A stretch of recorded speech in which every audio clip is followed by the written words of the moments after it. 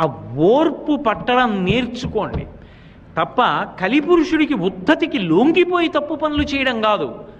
ఓర్పు పట్టి మనిషి ధార్మికంగా ప్రవర్తించడం నేర్చుకోండని చెప్పడానికి తాను అంత ఓర్పు పట్టినటువంటి అవతారం వెంకటేశ్వర అవతారం. అందుకే అటువంటి అవతారం ఈ లోకంలో ఇంకొకటి లేదు.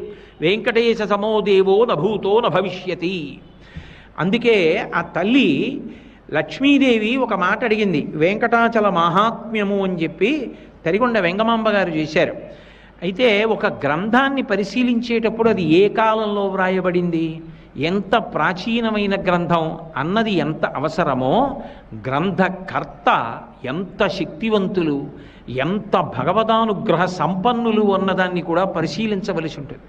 తరిగొండ వెంగమాంబ గారంటే సామాన్యమైన వ్యక్తి కాదు. ఆవిడ భాగవతం చదువుతుంటే తన కథ అయినా సరే